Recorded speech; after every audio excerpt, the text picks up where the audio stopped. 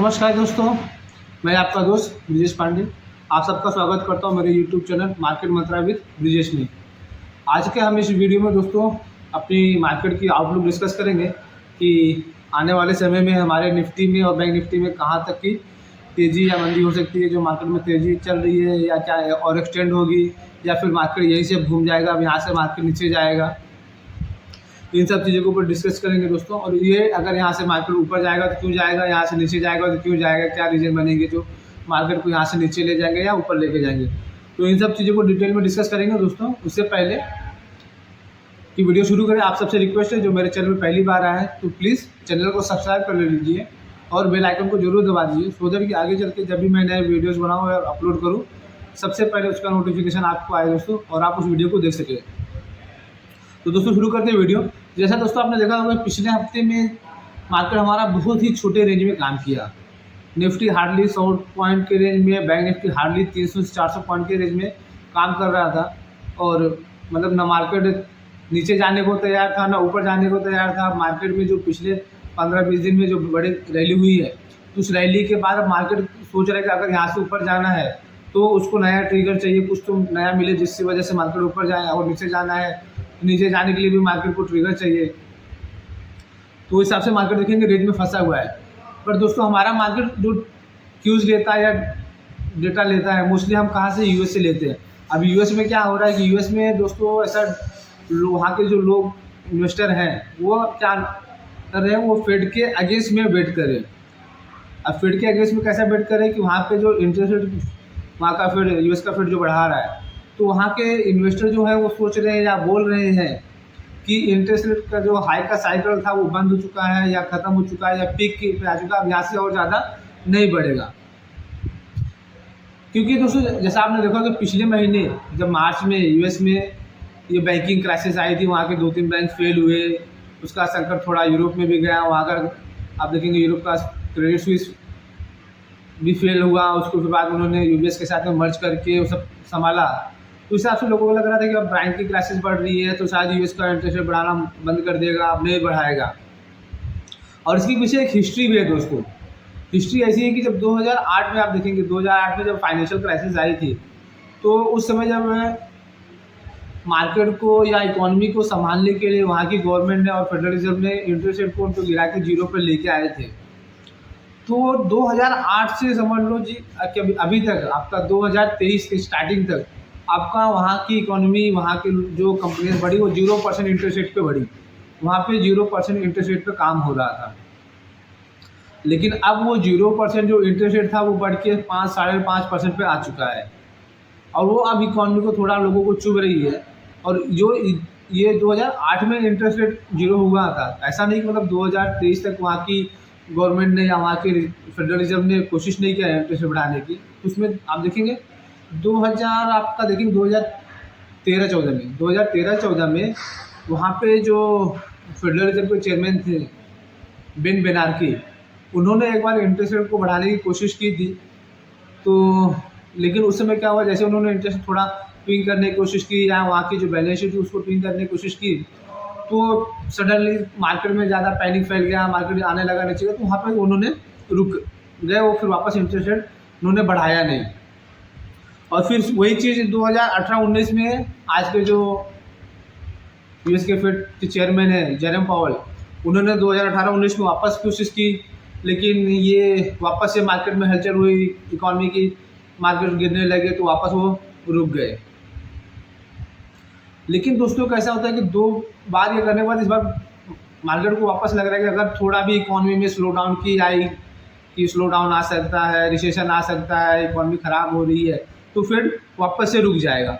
और यही सोच के वहाँ के जो इन्वेस्टर है फेडरल रिजर्व के अगेंस्ट में बेट कर रहे हैं। बट कैसा होता है ना दोस्तों कि अगर आपने शोले मूवी देखी हो तो शोले मूवी में अमिताभ बच्चन जब बसंती की मौसी के पास जाते हैं उनका हाथ मांगने के लिए, तो उसमें वो बोलते हैं ना, धर्मेंद्र जी की तारीफ़ करते हुए वो बोलते हैं कि मौसी कभी कभार जुआ भी खेल लेता है और कभी कभी हार भी जाता है, जुआ है रोज़ तो नहीं चलेगा, रोज़ जीत नहीं सकते हैं ना। तो इस बार मुझे ऐसा ही कुछ लग रहा है कि 2 बार फेड के सामने उन्होंने इन्वेस्टर ने बेट की और इन्वेस्टर जीत गए, फेड को बैकआउट करना पड़ा। बट वो दोनों बार कैसा सिचुएशन था दोस्तों, दोनों बार यूएस में जो था इन्फ्लेशन की प्रॉब्लम नहीं थी, वहाँ पे इन्फ्लेशन, वो दोनों बार इन्फ्लेशन नहीं थी। लेकिन इस बार इन्फ्लेशन है और यूएस का जो फेड का इन्फ्लेशन का टारगेट है वो 2% का है, जो अभी भी 5% है। तो ये जो आपका देखेंगे इनकी जो इन्फ्लेशन 9% से गिर के 5% आई है, ये जो 4% गिरा है इन्फ्लेशन नीचे आया है, ये 4% इन्फ्लेशन आया है, ये मोस्टली जो इन्फ्लेशन में कमी आया है उसमें आपका जो नॉन कोर इन्फ्लेशन होते हैं like food articles, fuels and दूसरे जो होते हैं गैसोलीन, ये सब जो होते हैं इसके इन्फ्लेशन कम हुआ है, तो जिसकी वजह से ये इन्फ्लेशन कम हुआ है। लेकिन जो कोर इन्फ्लेशन होता है जैसे वेजेस होते हैं, आपका मैन्युफैक्चरिंग का जो होता है, वहाँ पे कोई कमी नहीं आ रही है। तो वहाँ पे सब देखेंगे तो उस हिसाब से लग नहीं रहा है कि फेडरल रिजर्व करेगा। और फेड का आप स्टेटमेंट सुनेंगे तो कंटिन्यूसली बोल रहे हैं। अभी वहाँ का मार्केट क्या डिस्काउंट कर रहा है कि फेड तो अभी तो पहला तो इंटरेस्ट रेट रोकना बंद करेगा, हो सकता है जून, पहले तो मार्केट एक्सपेक्ट कर रहा था कि मई की पॉलिसी में नहीं बढ़ेगा, मई की पॉलिसी से रुक जाएगा। अब मार्केट वेट कर रहा है कि जून की पॉलिसी से रुकेगा, क्योंकि मई की पॉलिसी में वापस एक्सपेक्ट करेगी 25 बेसिस पॉइंट की रेट हाई हो सकती है अब जून से। और मार्केट ये भी उसके ऊपर एक्सपेक्ट कर रहा है कि जून मतलब ईयर एंड आने तक फिर वहाँ का फिर जो है इंटरेस्ट रेट काटना भी चालू कर देगा। उसके उलट में फेडरल रिजर्व क्या बोल रहा है कि इंटरेस्ट रेट जो है ये काफ़ी समय तक हाई बने रहेंगे। मतलब अभी जो इंटरेस्ट रेट बढ़ रहा है, अगर हो सकता है कि वो इंटरेस्ट बढ़ाना कम भी कर दे, मतलब जो बढ़ा रहे हैं उसको रोक दें, लेकिन वो नीचे इतना आसानी से नहीं आएगा। वो काफ़ी मतलब अगले 1-2 साल तक वो इंटरेस्ट रेट वहाँ पे जो 5-5.5% है वहाँ पे बना रहेगा। एक चीज़ तो ये। दूसरी चीज़ दोस्तों, अगर आपका पिछले 100 साल का हिस्ट्री उठा के देखेंगे तो अगर यूएस में रिसेशन आता है, तो यूएस में अगर रिसेशन आता है तो वहाँ का क्या होता है, वहाँ पे जो मार्केट का लो बनता है वो रिसेशन के पहले कभी नहीं बना है। ये पिछले 100 साल का हिस्ट्री है। आप 100 साल का अगर डेटा उठा के देखेंगे तो 100 साल में पिछले अगर आप देखेंगे तो जो भी मार्केट का लो रहा है रिसेशन के पहले नहीं बना है। जब रिसेशन आता है, रिसेशन हिट करता है तो ही मार्केट का लो बनता है। तो जैसा एक्सपेक्ट कर रहे हैं कि साल के सेकेंड हाफ में यूएस में रिसेशन आ सकता है। अगर सेकेंड हाफ में यूएस में माइल्ड रिसेशन भी आता है तो आज के दिन पे आप देखेंगे जो मार्केट का लो बना था वो उसके नीचे मार्केट जाना है या जाएगा। एक चीज़ तो ये। दूसरा चीज़ दोस्तों, अगर आप देखेंगे कि एक ये अप्रैल महीने में ही अमेरिका के जो बैंक ऑफ अमेरिका उन्होंने एक सर्वे कराया था, जिसमें इसमें 63% लोगों का मानना है कि मार्केट मतलब यूएस इकॉनमी में सेकेंड हाफ में रिसेशन आना फिक्स है। यही डेटा जब सर्वे था जो पिछले महीने ये इसमें लोग थे वो 50% लोग मान रहे थे कि यूएस इकॉनमी में रिसेशन आएगी। वो डेटा अब एक महीने में बढ़ के 63% लोग मानने लगे कि सेकेंड हाफ में यूएस में रिसेशन आएगी। एक चीज़ तो ये।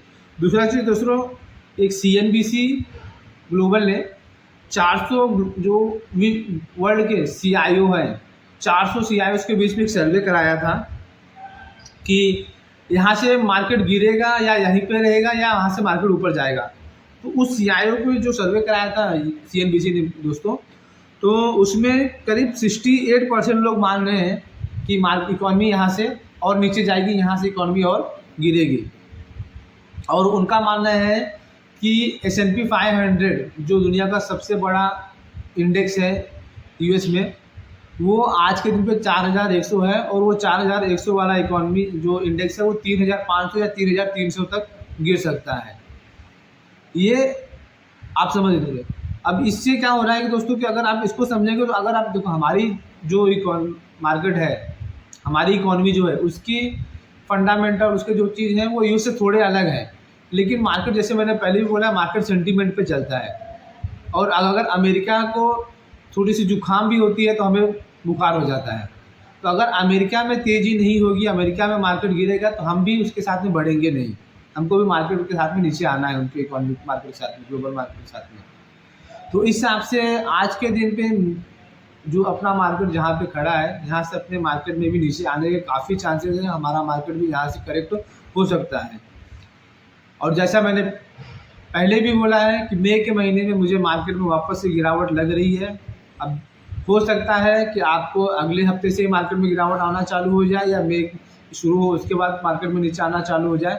तो आपका दोस्तों मई के महीने के लिए मेरा जो इंडेक्स में लगता है कि जो आपका निफ्टी यहाँ पे 17,500 पे अभी खड़ा है, 17,600 पे खड़ा है, ये मई के महीने में आपका निफ्टी 16,800 ब्रेक करेगा और बैंक निफ्टी दोस्तों आपका 39,000 ब्रेक करेगा। 39,000 के नीचे मई के महीने में बैंक निफ्टी जा सकता है। जो डेटा एनालाइज मैंने किया है, जो डेटा मुझे लगते हैं उसके हिसाब से मैं बता रहा हूँ।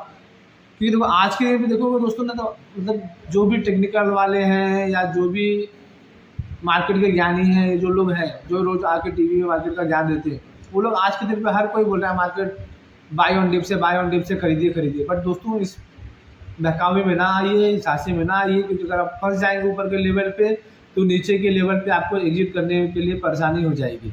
आप मार्केट में जो भी पैसा डाल दे सोच समझ के डालिए, थोड़ा रुक के डालिए, क्योंकि इकॉनमी के हालात इतने अच्छे नहीं है, ग्लोबल पिक्चर इतने अच्छे नहीं है कि मार्केट यहाँ से आपका ऊपर जाए।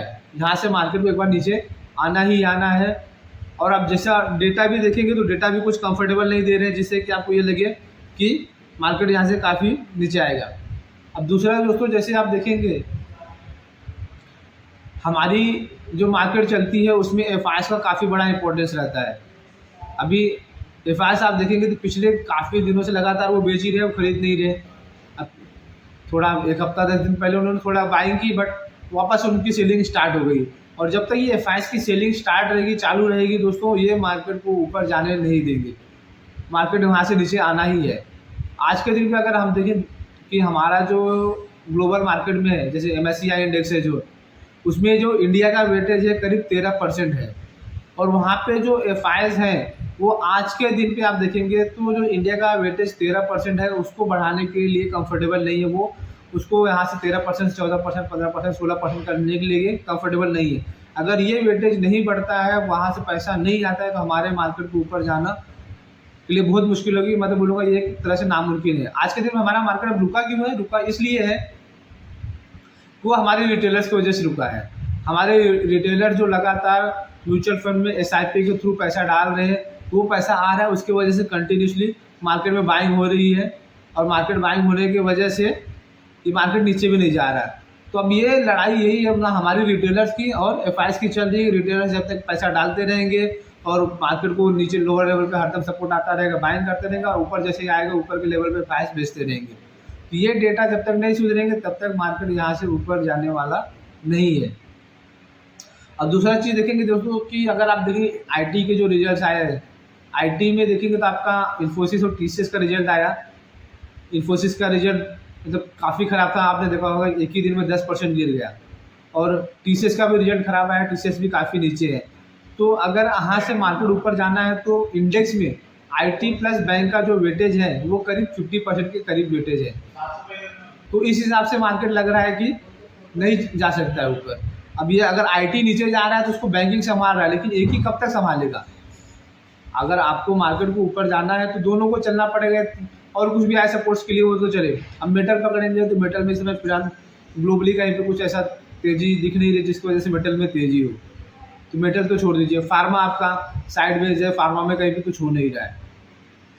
तो इस हिसाब से मुझे लगता है मार्केट नीचे जाएगा यहाँ से। मई के महीने के लिए आप सावधान रहें। मई में मेरा निफ्टी का जो टारगेट है 16,800 के नीचे, बैंक निफ्टी का जो टारगेट है 39,000 के नीचे एक बार जाना चाहिए। तो देखते हैं दोस्तों कैसा प्ले करता है। बाकी दोस्तों अगर आप daily wise Nifty bank Nifty के लेवल से और अपडेट्स चाहते हैं तो आप प्लीज़ चैनल को सब्सक्राइब कर लीजिए, जिसमें हम रोज़ अपने चैनल पे निफ्टी और बैंक निफ्टी की स्ट्रेटजी शेयर करते हैं और निफ्टी बैंक निफ्टी में कैसे काम करना चाहिए वो हम अपना चैनल पर डिटेल शेयर करते हैं दोस्तों। तो दोस्तों मिलते हैं अगले वीडियो में, जिसमें हम वापस अपने निफ्टी बैंक निफ्टी की स्ट्रेटजी डिस्कस करेंगे। थैंक यू दोस्तों।